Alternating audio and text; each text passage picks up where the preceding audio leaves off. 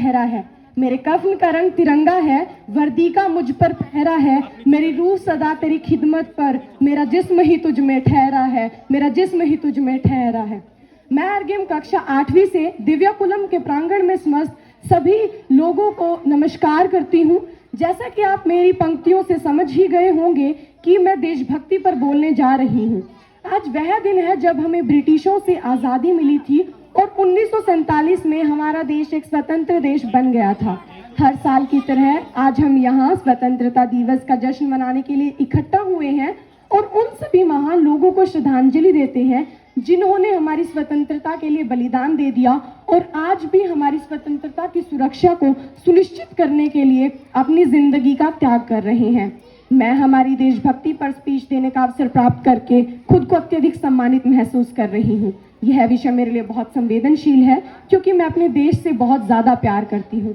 हम सब जानते हैं कि हमारे देश को स्वतंत्र बनाने के लिए स्वतंत्रता सेनानियों को कितनी कठिनाइयों का सामना करना पड़ा। किसी भी देश को स्वतंत्र बनाने के लिए देशभक्ति की भावना और संवेदनशीलता अत्यधिक महत्वपूर्ण है। और देशभक्त व्यक्ति होता कौन है? एक देशभक्त व्यक्ति वह होता है जो अपनी देश की आवश्यकता और प्यार के लिए अपने जीवन का बलिदान करने के लिए हमेशा तैयार रहे। हम शुक्र है हम एक स्वतंत्र देश में रहते हैं, बजाय उन स्वतंत्रता सेनानियों के जिन्होंने इतने संघर्ष और बलिदानों के बाद इसे हासिल किया। हम जानते हैं हम वास्तव में हमें जीने के लिए अब उतना संघर्ष नहीं करना पड़ता जितना उन सेनानियों को करना पड़ता था। इसीलिए उन सभी सेनानियों को याद रखते हुए जिन्होंने हमारी स्वतंत्रता के लिए लड़ाई लड़ी, हमारी आज़ादी के लिए लड़ाई लड़ी, हम देशभक्ति की भावनाओं से भरे हुए हैं। महात्मा गांधी, सुभाष चंद्र बोस, शहीद भगत सिंह, राजगुरु, सुखदेव, लाला लाजपत राय और कई अन्य ऐसे महान लोग हैं जिन्होंने अपनी आखिरी श्वास तक कड़ी मेहनत की, सिर्फ इसीलिए कि वो अपने देशवासियों को सद्भाव में रहते हुए देखना चाहते थे।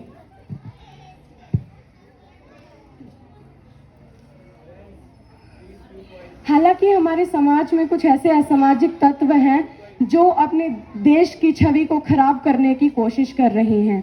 आजकल हम खबरों में सुनते ही हैं कि कुछ विश्वविद्यालयों के युवा छात्रों के कुछ वर्ग अपने देश के खिलाफ बोलते हैं। यह दर्शाता है कि वे उन स्वतंत्रता सेनानियों और उन सशस्त्र बलों द्वारा सामना की गई कठिनाइयों का सम्मान नहीं करते। देशभक्ति को अन्य माध्यमों के माध्यम से भी किया जा सकता है। जरूरी नहीं कि आप स्वतंत्रता सेनानी ही होने चाहिए या आपको सेना, नौसेना या वायु सेना में भर्ती होकर ही देश की सेवा करनी चाहिए।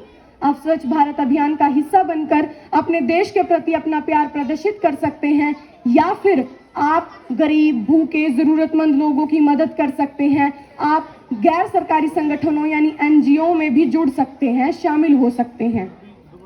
जरूरतमंद लोगों की मदद के रूप में आप गर्मियों में पानी बांटने या सर्दियों में कंबल वितरित करके मानव जाति के प्रति अपना प्यार प्रदर्शित कर सकते हैं और अपनी सच्ची वीरता और ईमानदारी दिखा सकते हैं।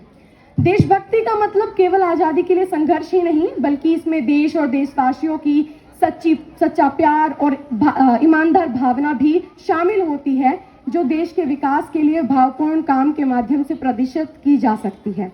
अब अंत में मैं सिर्फ इतना ही कहना चाहूंगी कि दे सलामी उस तिरंगे को जिससे तेरी शान है, दे सलामी उस तिरंगे को जिससे तेरी शान है। सर हमेशा ऊंचा रखना इसका, जब तक दिल में जान है, जब तक दिल में जान है। धन्यवाद।